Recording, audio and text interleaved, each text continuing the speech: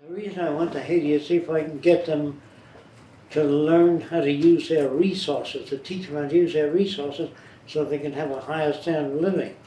It was so corrupt that I couldn't even get them to listen to me. The government was all, was money. And I couldn't do anything there. Now, you also went to Cuba, right? Yes. Was that also a I separate went trip? there to help Castro. Was that a separate trip or along the way? Separate trip. Okay. And you never got to him, right? Well, they said he's out cutting the sugar cane with the workers. He's a couple of 100 miles away. I said, it's important that I see him. And they said, no, but I said, well then could I go to the University of Havana and speak to the students? I did that. And they said, Mita Freco. That's why they call me, Mita Freco. We don't have the money to make the world you talk about. I said, no, I can do it without money. How can you do it without money? So I explained to the students at the university that if you jack an automobile up, they had automobiles, but they were older. And if you put a belt on the rear wheel, you can process sugarcane machinery. And if you put a belt on the wheel of many automobiles, you can operate automated systems. Oh, you have to see Fidel. I says, I can't see Fidel, you get him out here. They couldn't. Then they took me to another area where men were carrying bananas down a hill. Did I ever say that? I've heard it, I think so. And I put a clothesline there, so all you do is you hang your bananas on, and they go down bringing the boxes up for bananas. Oh, you have to see Fidel. You know, that's what they kept saying. I went there twice. I always missed them. But when I went there, they said, what are you doing here as an American? The Cuban police.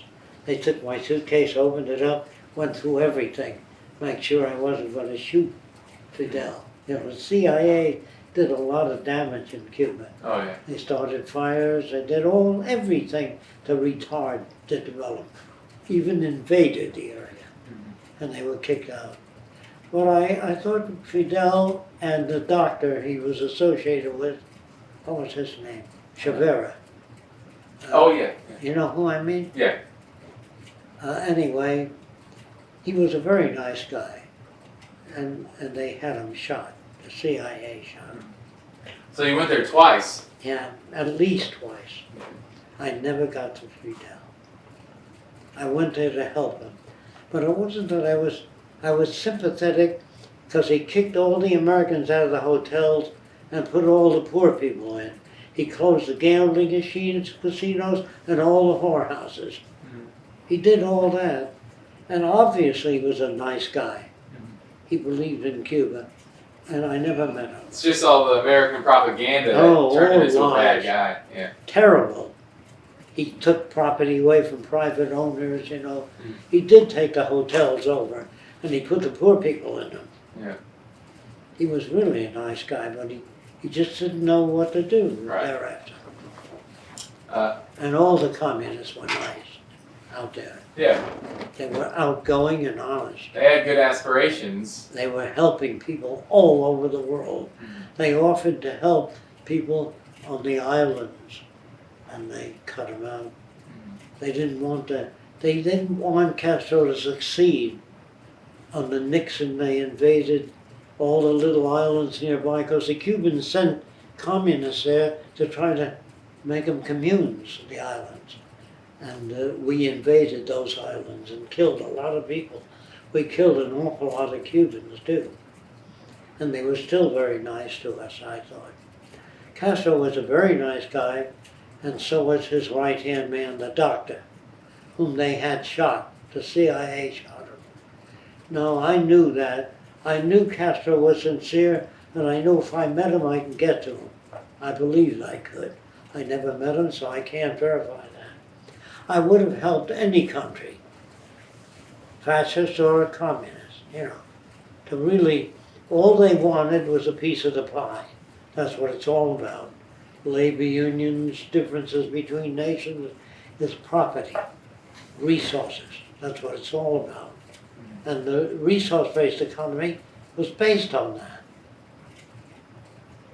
So it was based on, do we have the resource? Yes, we do. We can do anything.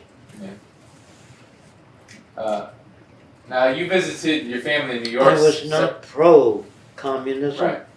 but I wanted to help Castro. To give them a direction. Yeah.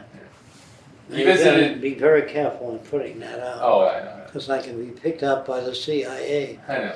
for some reason. I know how it all could easily come off the wrong way. How much more do you have? It's just a little bit, very little. You visited your family several times in New York, right? You go back Yes. and visit. You remember visiting your mother on her 100th birthday? Yes. Yeah. My brother had a party for her. My brother was more of a homeboy. Yeah. And he threw a party for my mother, and I went with Roxanne, I think. Mm-hmm. And they honored my mother. My mother was a pain in the ass, a racist and a bigot. To me, but I had to go. But I never went to any funeral, because I said, I'm not going to my own funeral, why should I go to anybody else's? And then after they died, they're nothing. Did she live in the same house that she'd grown up in? My mother? Yeah. My mother lived in the same house. That you grew up in? No. 4 or 5 different houses. My father was a very nice guy, very sweet guy. He could not see the corruption in my mother. He was a very simple guy. Were you, when she died, were you her only living child? No, my brother and sister was alive. Oh, so they were both alive They when may she... have gone Yeah, to the funeral. I had nothing in common with my brother. He always wanted to be a movie actor, and he became a movie actor, big player. Did your mother live alone her No. last year? After my father died, yes. Somebody called me and told me my father died, but they never told me he was ill. I would have gone back to see him. He died a while before your mother, right? Oh, yes. I don't know what he died of. But I know he had cancer of the jaw. I know that his teeth did not fit well. He always bitched about it, but over the many years, he had cancer and they cut away his jaw, and he could hardly speak. You saw pictures of him with the family, and I can understand him, But I don't know what he died of. And my mother, I never went to visit my mother. I went to visit my father. But she couldn't understand me at all. And I didn't want to understand her. Mm-hmm. I just didn't care for her. I didn't care for her admiring all wealthy people and driving fine cars. She wanted me to learn a profession where I earn a lot of money. She wanted my sister to marry a doctor or a lawyer because they earned more. She was too materialistic. Not social at all. Did she own a house when she died? No. They paid rent all their lives. Does Imagineering Inc. ring a bell? Yes. Imagineering was, I think it was a profession for the future. Imagineers. I don't remember much more than that. Imagineering the future. I think I did a thing called Imagineering the Future. How did you get into the project of inventing extrusions for Miami Extrusions? Oh, I had a lab and I designed a product and it cost $1,000 to make one. So I machined one out of aluminum. It wasn't extruded. And I got a lot of orders for it. I took it to different places. And I made a few $1,000s with that, which helped me pay off a lab and some equipment. But I then sold it because I didn't want to involve myself in business. So I sold it to a company. And I sold several things, a pipe and other things, so I can go back to the lab. The lab, I did all kinds of experiments that were very different. I tried to make gravity. I tried to make anti-gravity. I got so far, but I never had the money to finish it. And then I worked on trying to make a robot. I told you about that. Yeah. Now, how did you? I guess you met Ken Kai's because he came to your sessions. Yeah, he came in my sessions, but he was religious.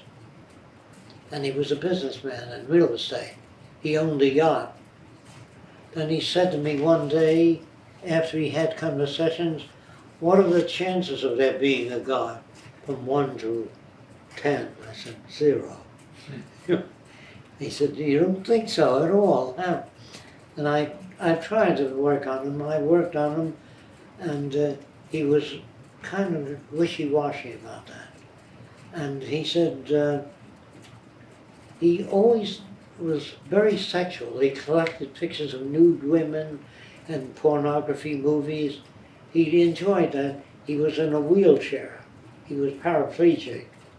He couldn't walk or move his arms.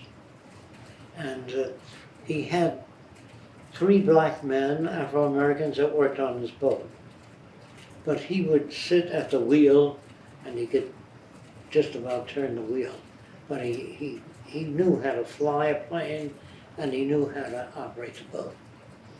But he then said to me one day, would you like to go on a cruise for several months? I said, no. He said, why not? That's because I want to go to certain places. I don't want to go just any place. He said, well, I'll do that. I'll take you to all the islands of the West Indies if that's what. I said, okay, I'll go. And on the boat he had artists and other people, you know, that were not relative to this point of view. And he did take me to every island I wanted to go to in the West Indies. Did you just relax throughout that time? Yes. He said, you have no obligation. Yeah. He just wanted me there so that he can talk to me about different things. He didn't understand a lot of mechanical things. He had a PhD, I think he may have, in psychology, or a Bachelor of Science, but he worked for Koczynski, did you know that? For some time. He worked with him. Then he wrote the book called How to Develop Your Thinking Ability. But he had a lot of, then he did a lot of books on happiness and all kinds of shit. Consciousness, Handbook to Higher Consciousness. Yeah. Now, what was the, did he just, I guess, how did you guys get into writing the book? How did I what? How did you get into writing the book? He said to me, Jacque, let's write a book together. So I said, okay. I can't handle the business connections. Will you? He said, oh yes, I'll handle everything. So I dictated the story to him about the Thais, Oh, yeah. you know, Yeah. if you read the book. Yeah. He did the romantic stuff on the moon. They both held hands and made love. That was Ken Kai's contribution. And he made sure that the publishers of the book would sign that he signed a contract with them and all that.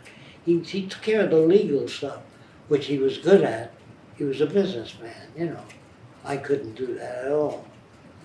Anyway, that was a connection. And then later on, he got into drugs, LSD and stuff like that. And he had a girlfriend at that time, and the girlfriend tried to say, why don't you try it? I said, no, I'd rather not. Because I like the way I think. I feel clear. She said, well, you'll see a whole new world if you did that. So she put some LSD in the date, and she put the date in my mouth. And I felt it coming on. And I went to sleep and never had any effect on me. It's probably a good idea. It's probably a good idea to just go to sleep. I went to sleep. I said, "Did you do that?" She said, "Yes, I did." And Ken Kai's got mad at her. He said, "You shouldn't force him." You know, he was semi-ethical. You know, he was a nice guy, but he had so much romantic horseshit in his life. He was always looking for unconditional love, and he never found it. Every wife he ever had, which is about 3 or 4, never worked out. And I said, "Ken, you don't look for the ideal girl. You go to work on her. You try to help her understand your thinking. And when she thinks like you do, that would be your ideal girl." He didn't quite understand it. Then he married a very beautiful girl, very attractive in today's standards. And she came to my house one day and said, "Jacque, let's make love." So I said, "Did you have a scrap with Ken?" She said, "He can't hardly move." And I won arms around me. I said, "After you get along with Ken and you want to have sex with me, you do that first, get along with Ken.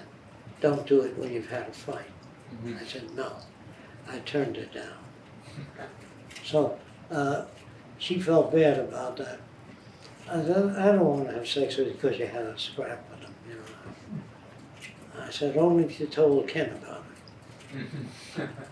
Anyway, that's what happened. Then you I got along with his wives well, but I never had sex with them. then you moved to 2919 23rd Avenue, Yes. and you stayed there for a while. Yes. And that's the house Had you a lab sold. there. You sold that to come here. I didn't sell it. I didn't. What was that address? 2919 23rd Avenue. No, I did not own that. Okay. I rented.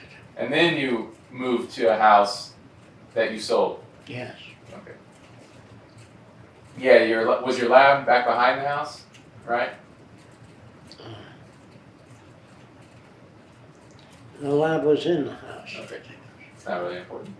Then you founded Social Cyberneering, Yes. and I tried to make an organization of the people that came to sessions and try to move toward an organization. But I didn't have any contacts, but I was invited on radio stations to talk about social cyberneering and the University of Miami. Yeah. And I talked about socio cyberneering to a sociology class, and the guy that ran the sociology class took the name socio-cybernetics or something. He made that name, and he took it from there. He tried to take it in a given direction, didn't work. You got an inquiry from Rockefeller, right? What's that? You got an inquiry from Rockefeller to Social Cyberneering? No, Okay. And I never did. you lectured at Princeton. Was that around the time of Social Cyberneering? Yes. Okay. The dean, the assistant to the dean, invited me out there. First he came to sessions, Okay. and then he said, "Would you mind speaking at Princeton?" I said, "I have no accreditation." He said, "Don't worry about that. I'm assistant to the dean." And it worked all right. But I only had one session, and I couldn't do much with that. You had about an hour. Yes. Yeah. And I couldn't do very much at all, Let's see. except whet their appetite. Well, that's about it for the questions. There's Jack Catron mentions that. Well, actually, somebody who wrote about Jack Catron said that the old gang used to meet up years later. Did you guys ever meet up again? Not really. You talked to Jack Catron a lot though, On the right? phone. Throughout time. Yeah. Did he ever come out here? No. Okay. Now, I was going to go through that stuff if you're up for it. Okay.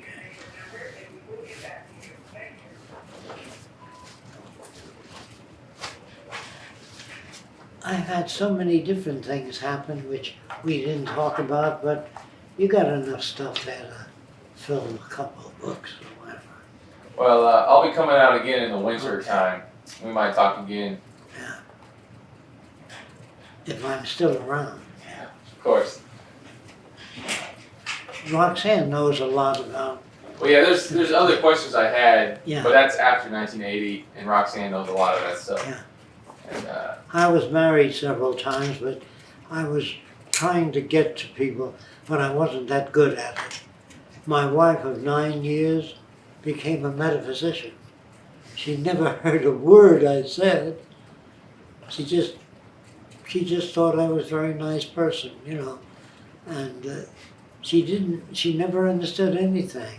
So she came out here, by the way, really? about a couple of years ago.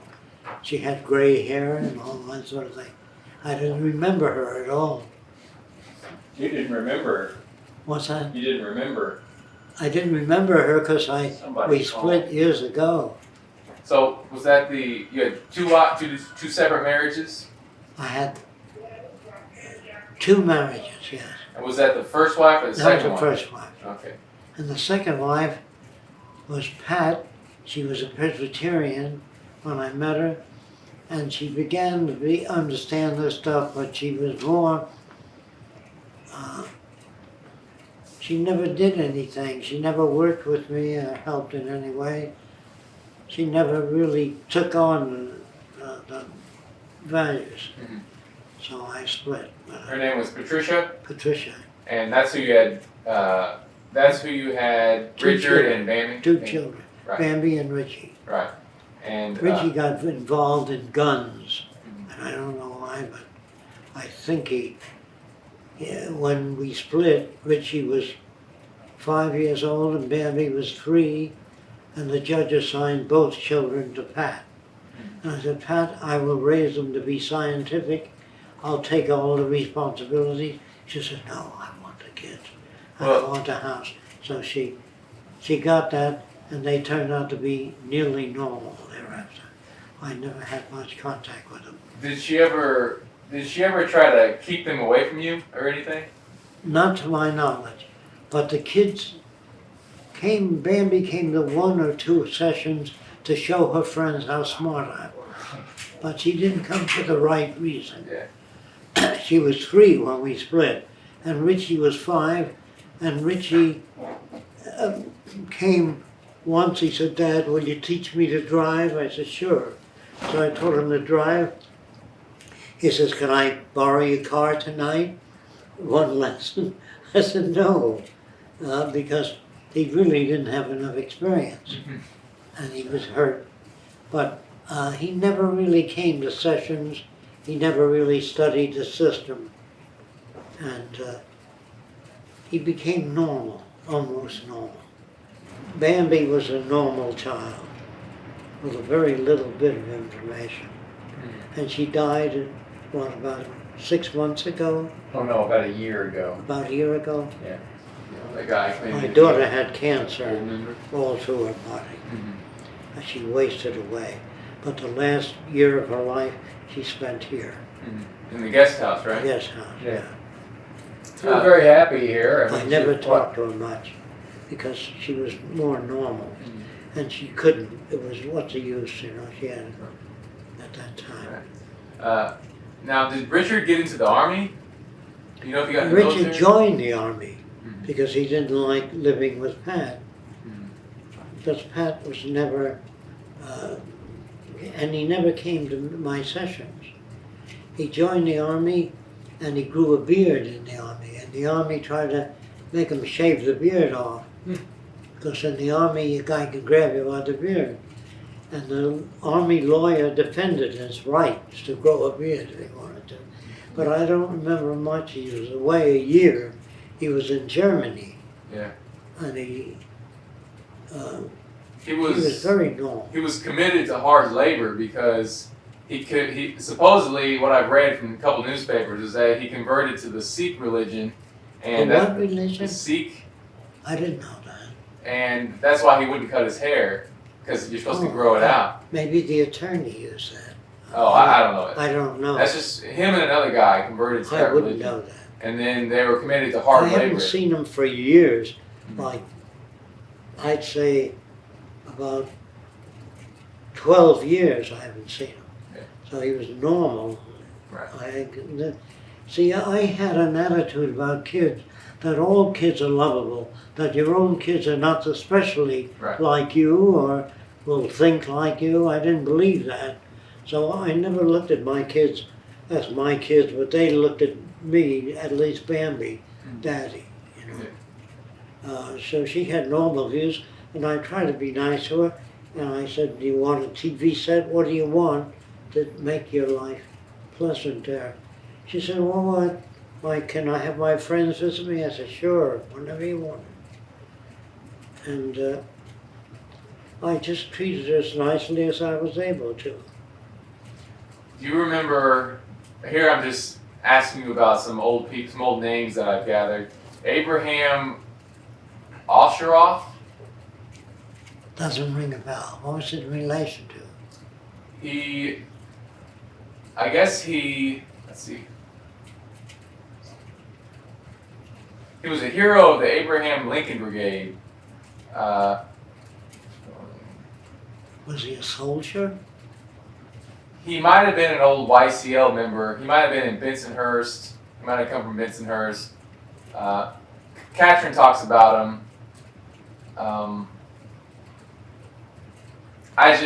He was possibly friendly with Catherine. I don't Well, know. yeah, he came out of that neighborhood, so I was just wondering if you might have known him. No. Okay. Kids I associated with when I was about 12 years old was Sam Nevedovsky, but it was just a model airplane building, no real intellect. I had a lot of girlfriends. Yeah, I've I was heard. looking for the right girl, Yeah. but I met them. They had different problems, which I didn't even want to bother. Mm-mm. It's not worth the time. Yeah. What's that? So it's not worth it the time. would too much. Right. It would take too long.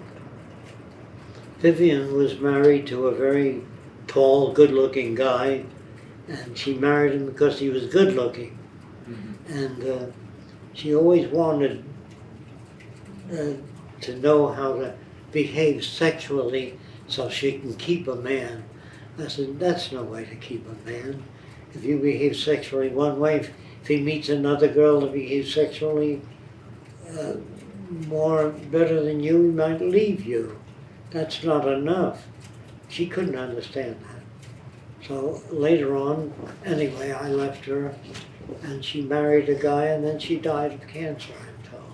I don't know. Was that the early days, real early days, or later on? No, it was later on. It was I'd say 40 years ago.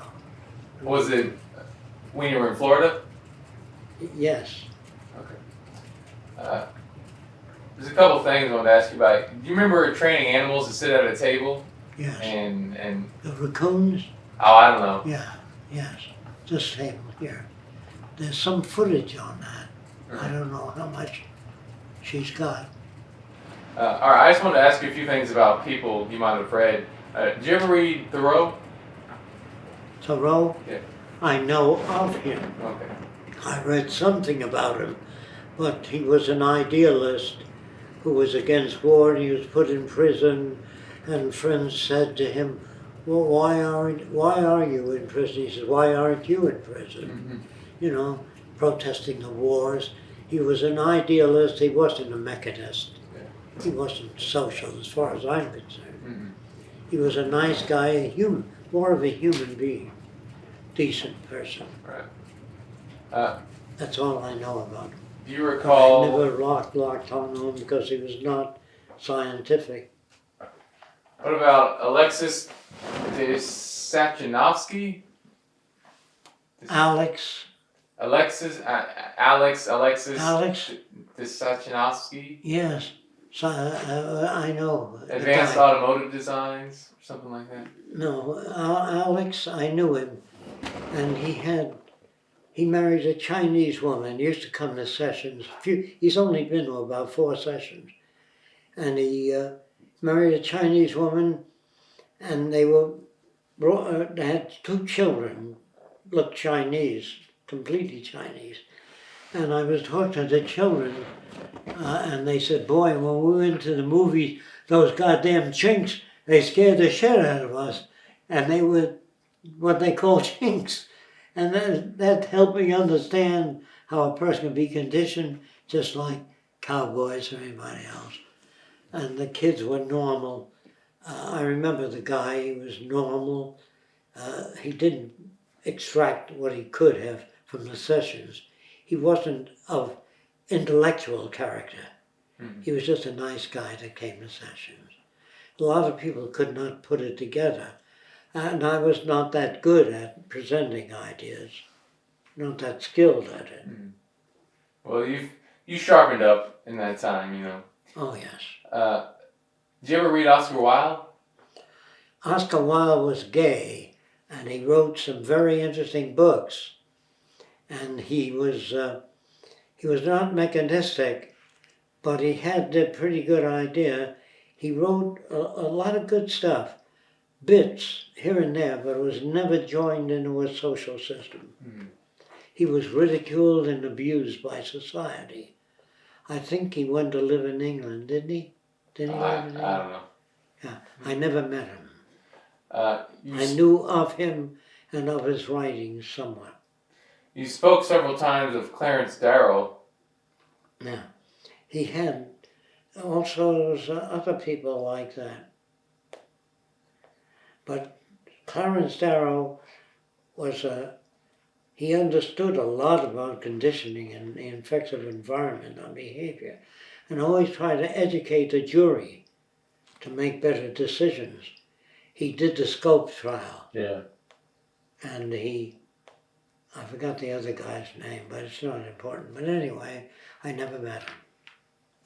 What about James Harvey Robinson? Mind in the Making.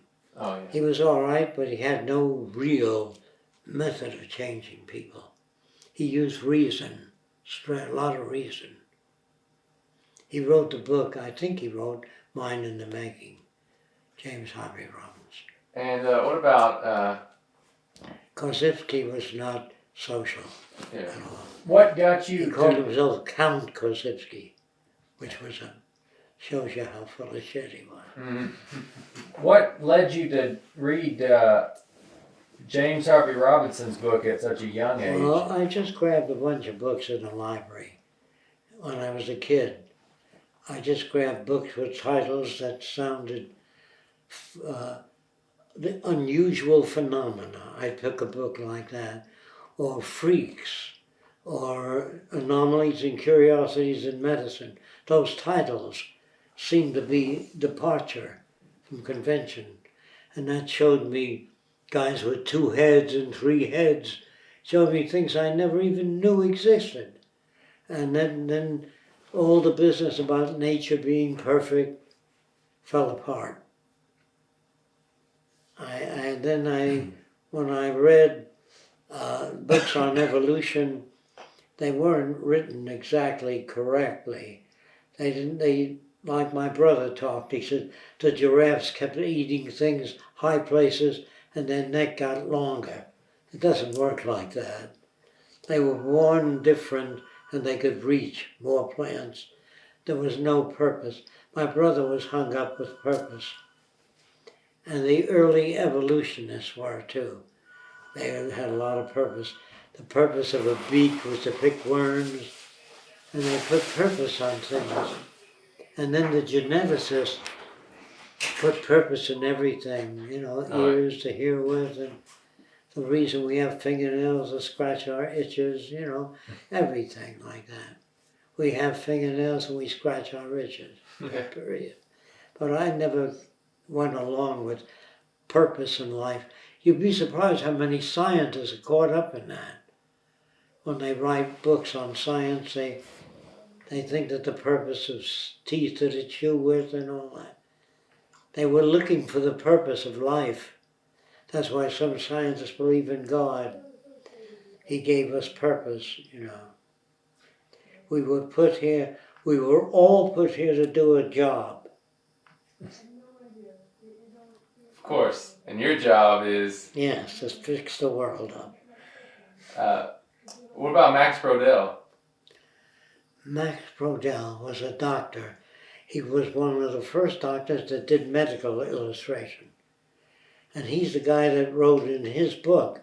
He was very good at medical illustration, said better than people of today. He drew the organs very well, and he did autopsies, and he'd work from the organs. And Max Brodell is a guy that opens his book with this very early part of the book. There's nothing more beautiful than a decaying kidney.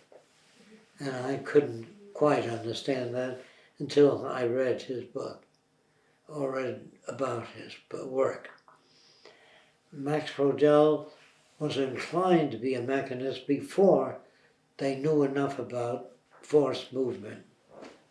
Mm-hmm. And Barry, who wrote... Who? Barry, I guess it's E.S.A. Barry, wrote Brain and Mind. Mary what? Barry. Is it a girlfriend of mine? No, Brain and Mind, the book. Oh, Brain and Mind, that was written by somebody else, not Mary. Brain and Mind was, I got a copy, I've got his name. I was just kind of getting your analysis of these people. Did you ever hear of A.C. Redebaugh? No, what's it in relation to? Well, I don't know if you can see.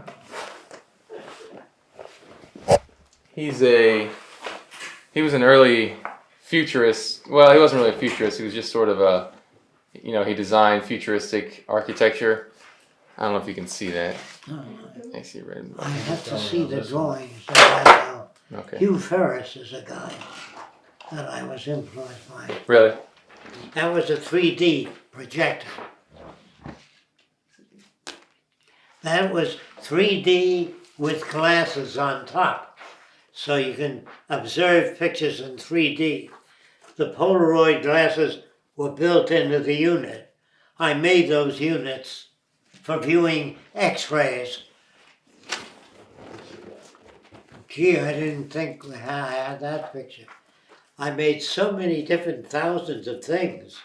It's hard for me to recall. Even toys, I made automobiles of the future. They said that's too far out. The kids wouldn't buy it. Oh, that's a Volt pipe. Yeah, that's a lamp.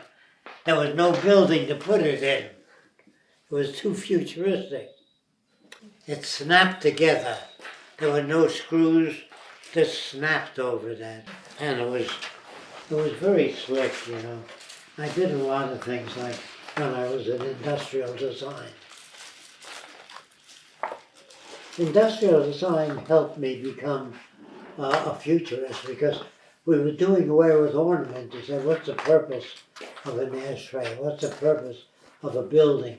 And then you try to make everything in the building functional, of use. That's where industrial design came in. That's when I began to ask, what's a city for? It just sprang up, you know, it was an old cow path. And somebody built a bank there, another guy built a grocery store. Okay. And it just evolved out of chaos.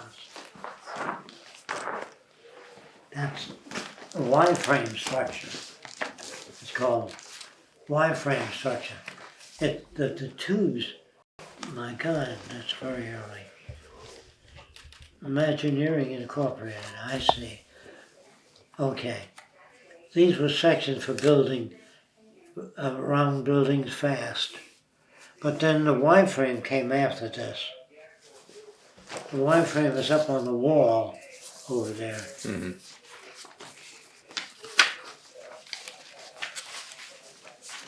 Gee, I don't remember this.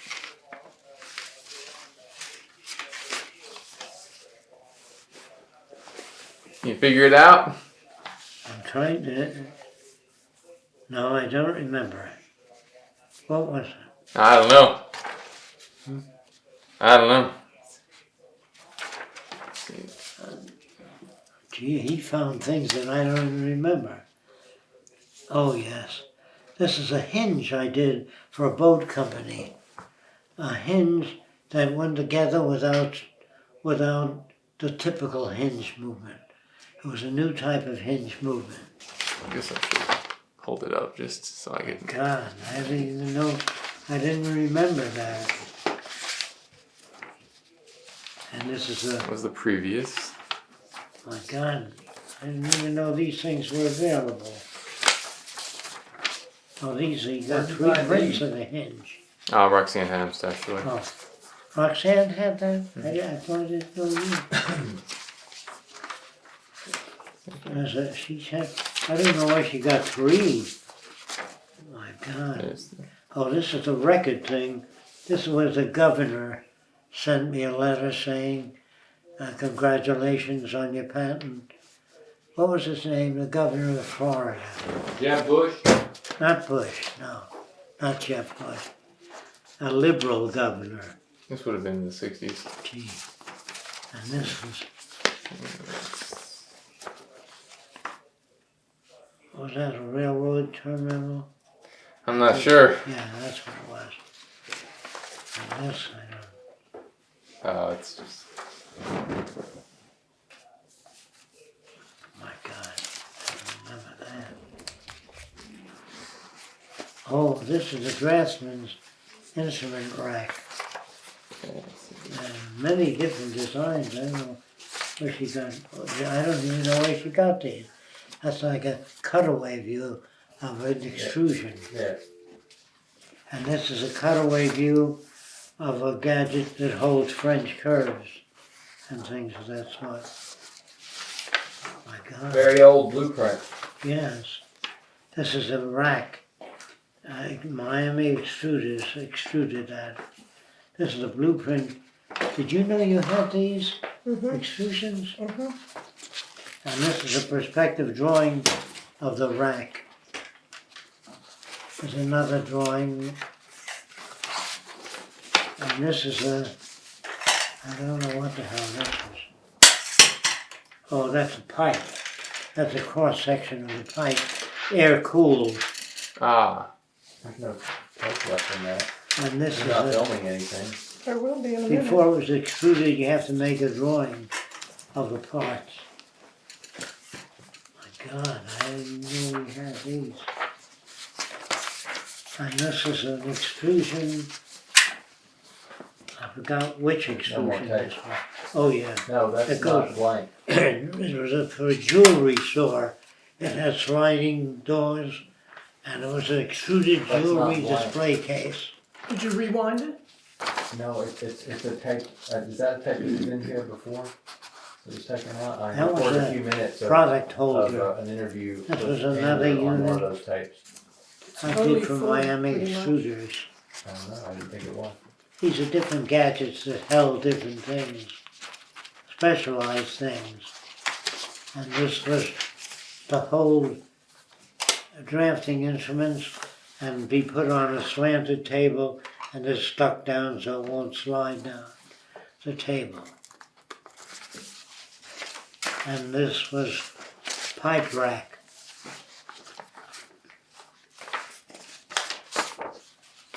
This was to hold special products. All these extrusions, my God, I don't even remember making them.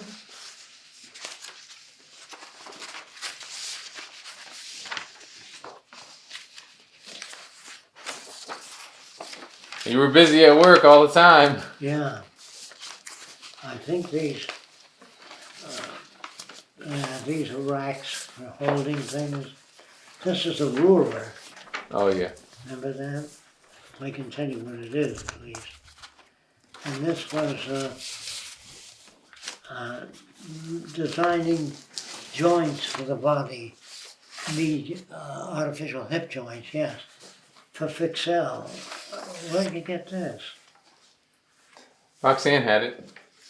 Fixell, yeah, I made these drawings. You made literally. Irving Fixel? Fixell, He made, that's a he made doctor. Was that literally the doctor you thousands. had? Ring Fixell. He gave me x-rays so I can design hip joints. I did many things for him. Mhm. These are all hip joints.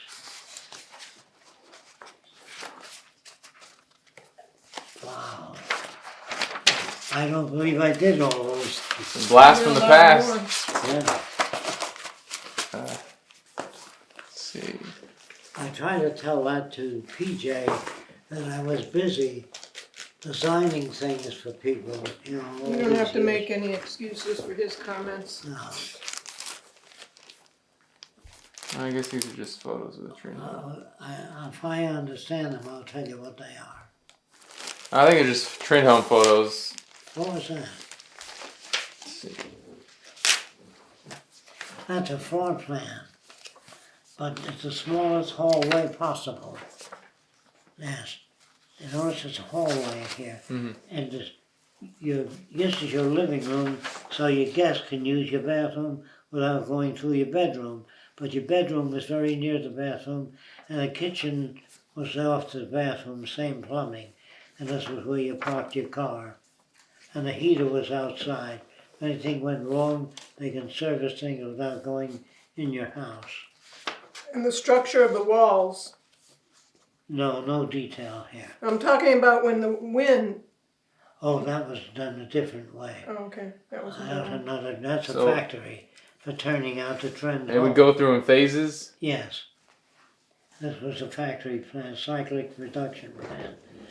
So, and this was, my God, that's a photograph taken by Chet Phoebus. He was photographer for Yeah. Technocracy. Yeah. And they put it on the cover of Technocracy magazine years ago. These are the aluminum house. And this was conventional furnishing. These were the extrusions. The corners went together like this, of the building. The hallway was not only the hallway, was the door jambs, the wall boards fit in there. Do you understand that? Mm-hmm. The hallway was here, and this was the windows, very hard to describe. This is an extrusion that snapped into that, and the glass fit in that little lip in there. You snapped it in place. 10 men, 8 hours after the extrusions were made. All of these were made of extrusions. Let's see, Let's see. Where's that?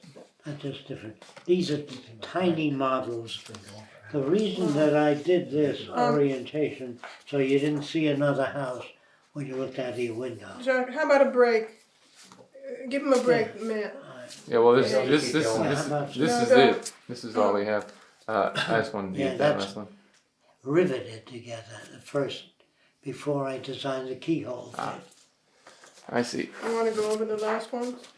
Yeah, you Oh, can they're go just. over- Well, you they're go just. over those. They're just photos. Oh, let me see those. That's a model that I gave to Muntz. It's a pretty good model of aluminum. It was changed as we went on, yes. Those are different, that's a parking or patio or a carport. Yeah, that's it. How much did that house go for? $5,250. Oh, this is spraying the rubber against the aluminum black, so it wouldn't, when you tapped it, or the rain wouldn't drive you crazy. You know, this is the rubber. See it? Sprayed on the corrugations. You can't get a And driveway the for corrugations were 5,000. very strong. And it was Couldn't get the foam 16 on the an house inch for that. thick and rigid as hell. That was a conventional bedroom with built-in closets and drawers, so you didn't need that furniture. Nice. The company put this shit in there. The company that sold the furniture. But I put all the closets and drawers between the bedrooms so you couldn't hear any noise. The closet became the insulator, you know. Yeah, I think that's it. Well, he's got We don't have the bathroom. Let's give him a now. break.